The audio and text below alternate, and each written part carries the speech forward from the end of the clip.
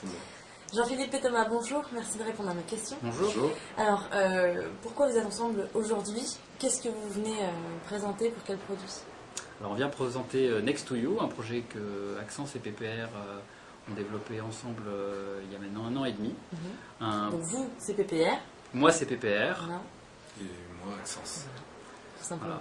Voilà. Et un projet un site internet collaboratif autour des applications web 2.0 afin de vulgariser, de faire développer et échanger des pratiques à l'intérieur du groupe PPR.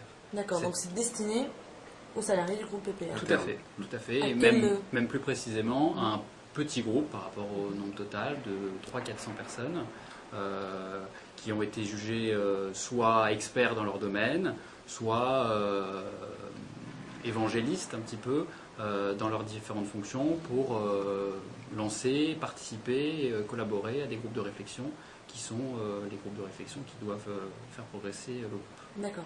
Donc vous avez développé le site, c'est ça? Alors plus que ça, Axence a fait plus que développer le site puisqu'ils nous ont vraiment accompagnés de l'amont à l'aval. Ouais. Parce que le fait qu'on ait choisi Axence, c'est beaucoup parce que c'est une société qui ne fait pas que développer des sites, mais qui vraiment a une vision de tout ce qui est outils web 2.0. Est-ce que vous pouvez nous expliquer un petit peu votre travail justement? Alors, en fait, le caractère innovant du positionnement d'Axence vient du fait que nous plaçons les utilisateurs finaux des solutions que nous mettons en place toujours au cœur du projet. Concrètement, ça veut dire Concrètement, ça veut dire qu'on va commencer par regarder la réalité de l'entreprise qui va accueillir le projet. Ensuite, on va regarder la réalité de l'équipe qui porte le projet en interne. Et ensuite faire des recommandations et des propositions qui collent avec ces deux réalités-là. Donc là, on était vraiment dans un projet, un prototype en fait, quelque chose qui devait faire mouche et donner des perspectives au groupe PPR sur la suite pour occuper ce terrain-là. La population cible à laquelle s'adressait ce projet-là était effectivement des grands décideurs, des personnes qui avaient besoin de partager des informations de haut niveau.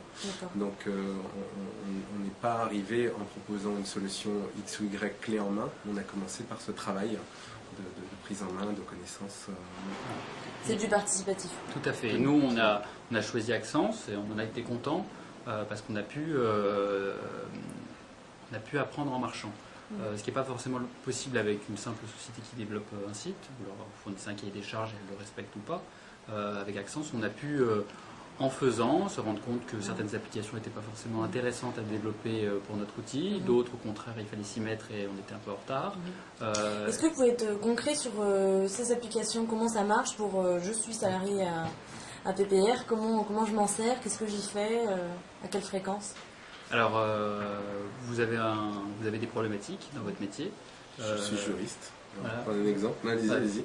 Jean-Philippe, vous êtes juriste et vous voulez savoir comment s'accommoder des normes IFRS pour les questions juridiques, par exemple. Et vous allez vous dire que peut-être aux États-Unis, au Japon, dans d'autres filiales du groupe PPR, ils ont peut-être déjà eu ces problématiques-là et que ça pourrait être intéressant d'échanger avec eux. Vous allez sur le site Next to You et vous lancez un appel à témoins, un appel IFRS pour toutes les personnes qui pourraient être intéressées, ou du moins qui pourraient être intéressantes pour vous. Vous lancez un groupe de réflexion avec plusieurs questions et plusieurs thèmes. De là, les personnes répondent sous forme de blog. Certaines peuvent transmettre des fichiers sur lesquels elles auraient déjà travaillé sur ce sujet. Toutes sortes de fichiers, des vidéos. Voilà. Elles peuvent décider de faire des petites vidéos pour pouvoir alimenter de manière plus ludique. Elles peuvent décider de faire appel à des experts qui sont à l'extérieur de l'entreprise, qui peuvent apporter leur point de vue et qui peuvent rentrer de manière très temporaire sur le groupe de réflexion. Je ne sais pas, un expert du droit européen sur des normes comptables, par exemple. Donc c'est un site vraiment d'échange entre les salariés et on s'apporte chacun nos connaissances.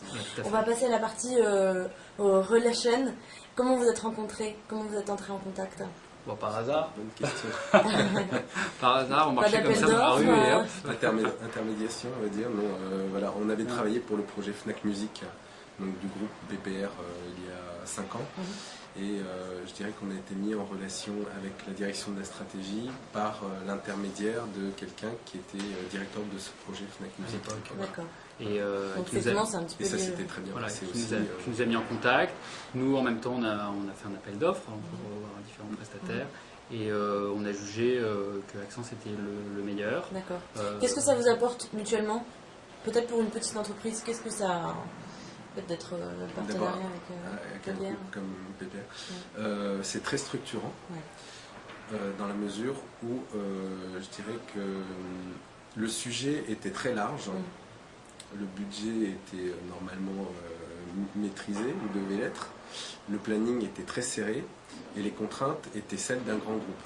Donc ça veut dire que pour une petite société, enfin une PME comme Accence, ça oblige à énormément de rigueur, ça oblige à mettre tout le monde au diapason autour d'un objectif unique, qui est celui de sortir ce produit-là en temps et en heure avec un client content au bout. Et ça nous a obligés aussi, parce que PPR avait en interne un certain nombre de recommandations et d'impératifs de